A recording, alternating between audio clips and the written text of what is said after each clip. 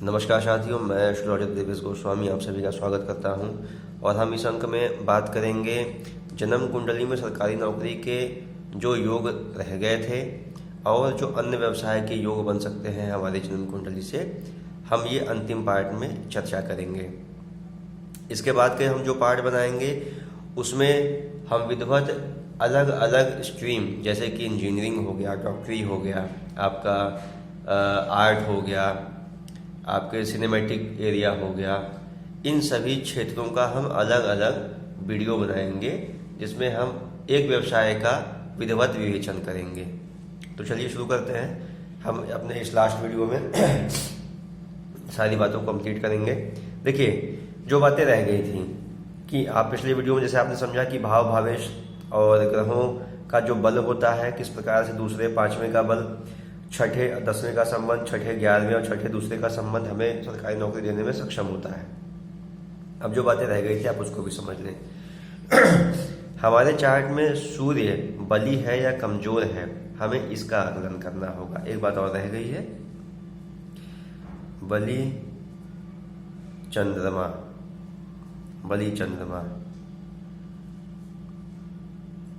का आकलन भी जरूर करना चाहिए। चलिए, मान लीजिए सूर्य आपका लग्न में ही उपस्थित हो जाता है। मान लीजिए सन आपका यहाँ आ गया और यहाँ पे मेष राशि पड़ जाए, यहाँ पे सिंह राशि पड़ जाए, धनु राशि पड़ जाए, जो भी इसकी मित्र राशियां हैं, इवन कर्क भी पड़ जाए, तो भी सूर्य एक हद तक बलप्रद हो जाता है, बली हो जाता है। मेष में तो उच्च का हो जाएगा, सिंह में स्वराशि का हो जाएगा, धनु मित्र राशि में आ जाता है, कर्क में मित्र राशि के घर में आ जाएगा, तो सूर्य यहाँ पे बली हो जाएगा। सूर्य का बल इस चार्ट में पर्याप्त हो जाएगा।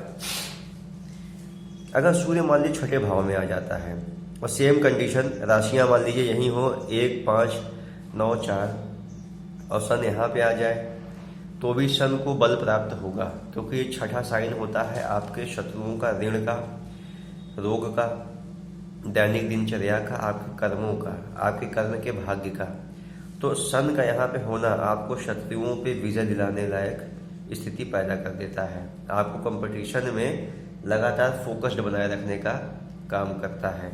सन का संबंध मान लीजिए कि इस भाव से हो जाता है, 10वें भाव से। यहाँ 5 नंबर की साइन है और इसका स्वामी आ गया सन यहाँ पे, तो ये आपको कहीं ना कहीं लॉ फील्ड से भी जोड़ता है।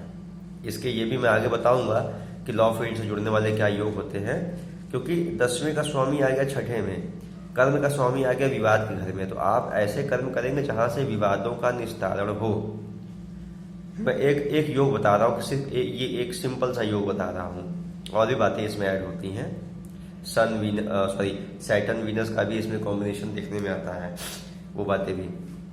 अच्छा, अगर मान लीजिए कि सन आपका यहाँ पे आ जाता है और राशियां यही रहती हैं 1, 5, 9, 4, तो यहाँ भी सन को पर्याप्त बल प्राप्त होगा। और सेम वे में जुपिटर को भी आपको देखना होगा, और जुपिटर खास करके सन के त्रिकोण में आ जाए, जैसे सन यहाँ पे हो, जुपिटर यहाँ पे हो और यहाँ पे हो, तो त्रिकोण पे अगर आ जाता है तो सेम राशि में सेम दिशा में वो सब आ जाते हैं सभी ग्रह, तो उनका बल और बढ़ जाता है चार्ट में। जिस भी जातक का ये चार्ट होगा उसके व्यक्तित्व में एक मजबूती आ जाएगी सन से जुड़ी हुई बातों को लेकर के। सन अर्थात गवर्नमेंट, सन अर्थात सत्ता, बड़े बड़े लोगों से आपका संपर्क होना शुरू हो जाता है। आपके शरीर का ऑरा ही ऐसा हो जाएगा कि आप सेम एनर्जी के लोगों को अट्रैक्ट करेंगे।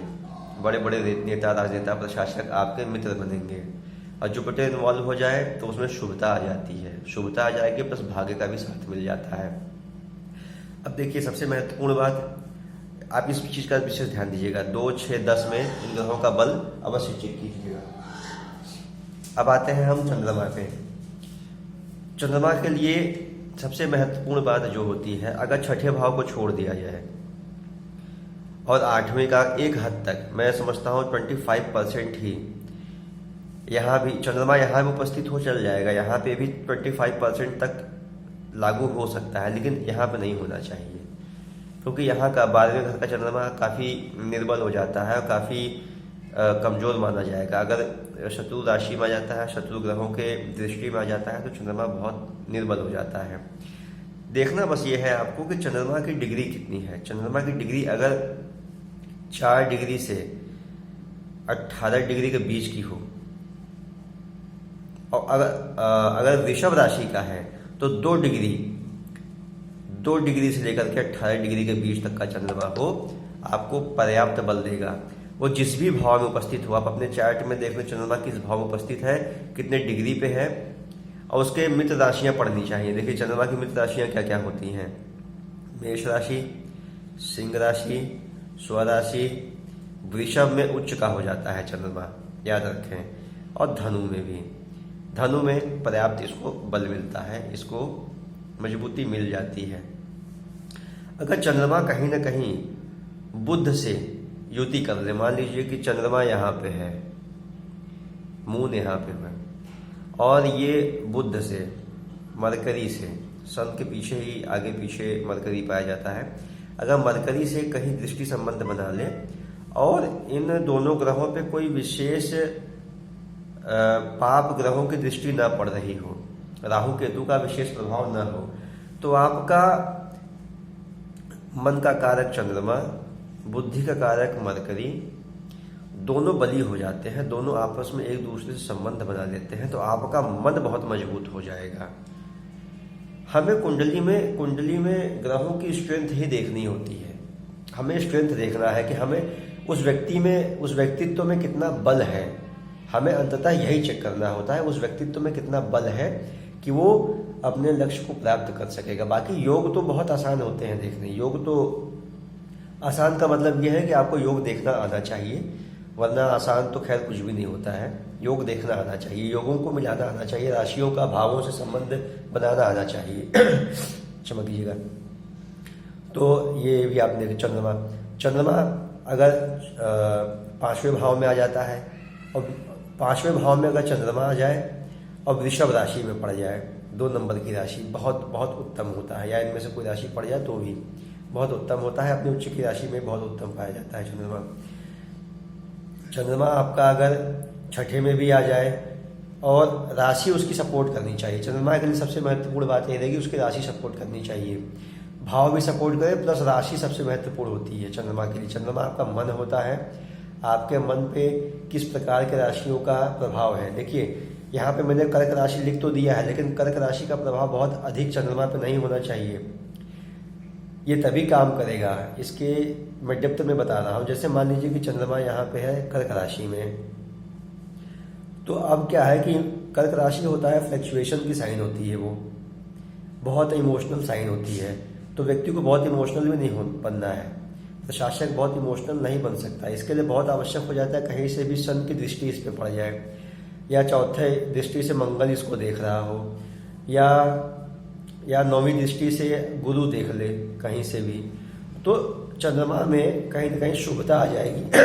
चंद्रमा का बल बढ़ जाएगा, क्षमा कीजिएगा, चंद्रमा का बल बढ़ जाएगा। तो आपको इन बातों का ध्यान रखना बहुत आवश्यक है। तो चलिए, सरकारी नौकरी के हम योगों की चर्चा कर रहे थे। अब ये अंक लगभग समाप्त होता है लग्न कुंडली में। आपको एक बात और बता दूं कि नवांश कुंडली में भी आपको इन्हीं ग्रहों का सेम वे में बल देखना है। सूर्य, चंद्रमा, गुरु और मंगल पहले तो लग्न में बली होने चाहिए, अच्छे पोजीशन में होने चाहिए। और आप जब आएंगे नवांश कुंडली में आप देखिएगा, आपके पास होगा नवांश कुंडली, खोलिएगा, तो वहां पे भी आप इन ग्रहों की किन राशियों में किन भावों में पड़ते हैं उनका बल निकालने का प्रयास कीजिएगा कि उसमें कितना बल है। अगर उसमें बल पर्याप्त दिखाई पड़ जाएगा तो आप निश्चित मानिए कि आपको सरकारी नौकरी मिल के रहेगी। अच्छा, कुछ उपाय हम आपको बता दें। सरकारी नौकरी प्राप्त करना तो एक अलग बात हो गया, योग भी होना चाहिए, लेकिन आपको दिनचर्या में कुछ महत्वपूर्ण बातों को ध्यान रखना पड़ेगा। आपको अपने सूर्य को हमेशा अच्छा रखना पड़ेगा। सूर्य को अच्छा रखने का तरीका क्या होता है? आप सूर्य को जल दीजिए।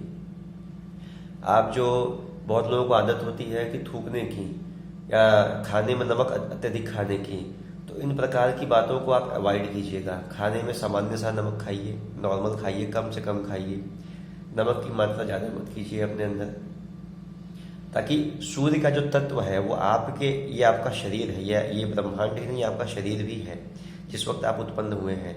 अगर इसमें आप सूर्य को कमजोर कर दें कहीं ना कहीं, तो फिर आप लाख प्रयास कर लें, आप सूर्य से अगर बहुत अच्छे योग भी होंगे तो आप केवल चपरासी बन के रह जाएंगे, अच्छे पद पे नहीं जा पाएंगे। सूर्य को सुबह उठ कर जल्दी दिया करें, ताकि सूर्य की उन 7 किरणों का आपको शरीर में बल प्राप्त हो। थूकने वाला जो भी आदत अगर किसी को है तो उसको छोड़ दें, नमक कम खाएं। लग्न को मजबूत करें, आपका जो ये लग्न है, लग्न को मजबूत करें, लग्नेश को मजबूत करें। आपका लग्नेश आपके चार्ट में कहाँ जाता है उसका बल आप देखने का प्रयास कीजिए। अगर मान लीजिए मंगल, मेष राशि है, मंगल आ जाता है आपके 7वें भाव में आ जाता है मान लीजिए, या यहाँ पे आ जाए, यहाँ तो फिर भी मित्र की राशि है।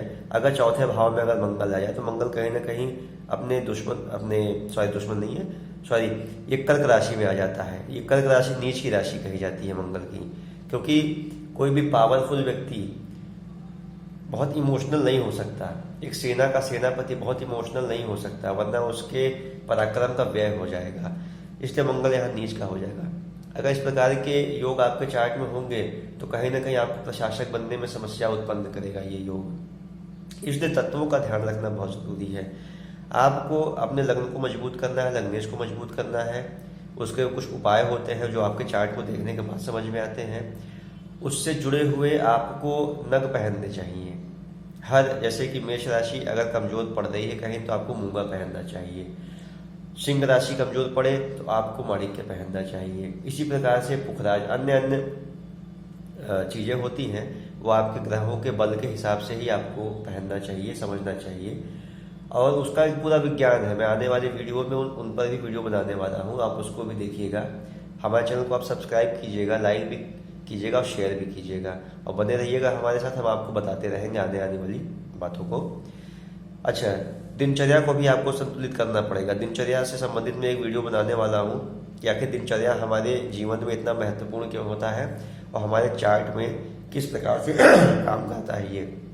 क्योंकि सूर्योदय यहाँ से होता है, सूर्योदय पहले भाव से होता है और सूर्य यहाँ से होता हुआ सूर्यास्त यहाँ पे होता है। तो दिन भर में आप किस प्रकार से अपना कंडक्ट रखेंगे ये बहुत महत्वपूर्ण हो जाता है आपके जीवन में। उस पर भी मैं वीडियो बनाऊंगा। आपके इष्ट देव कौन है, कौन से आपके इष्ट देव रहेंगे, उनकी आराधना करनी आपके लिए बहुत आवश्यक हो जाता है। इसलिए आप अपने इष्ट देव को प्रयास करके उन्हें खोजें, उन्हें समझें और उनकी आराधना, उनकी साधना, उनका ध्यान करें, बहुत ज़रूरी होता है। और अगर आप इष्ट देव आपको अपने नहीं पता है तो आप प्राणायाम करें, प्राणायाम जिससे सूर्य नाड़ी और चंद्र नाड़ी का एक संतुलन पैदा हो। और यही राजयोग कारक ग्रह होते हैं, सूर्य और चंद्र नाड़ी। ये आपके मन को कंट्रोल करने वाले होते हैं, आपके कर्मों को कंट्रोल करने वाले होते हैं। इसलिए आप प्राणायाम भी कर सकते हैं। अगर किसी को अपने इष्ट देव की जानकारी नहीं है तो हमसे संपर्क करें, हम उनको उनके चार्ट को देख करके बता देंगे। हालांकि मैं एक वीडियो इस पर बनाऊंगा, लेकिन इष्ट देव का केवल एक उसमें एक संकेत मिल पाएगा, क्योंकि इष्ट देव मान लीजिए कि माँ काली की साधना बताऊं तो माँ काली के भी कई स्वरूप होते हैं। उसमें से कौन सा स्वरूप आपको सूट करेगा। देखिए, जितने भी हमारे देवी देवता बने थे वो हमारे ग्रहों के बल के हिसाब से एक एक एनर्जी का फॉर्म बनाया गया था, जिससे हम उस ऊर्जा को ग्रहण कर सकें अपने अंदर। तो अपने इष्ट देव को पहचानना बहुत आवश्यक होता है। तो ठीक है, आप हमारे चैनल को भाई साहब सब्सक्राइब कीजिएगा, लाइक कीजिएगा, हो सके तो शेयर भी कीजिए। और मैं उम्मीद करता हूँ आपको वीडियो पसंद आया होगा। हम ऐसे ही वीडियो आगे भी लेके आते रहेंगे। तब तक के लिए नमस्कार।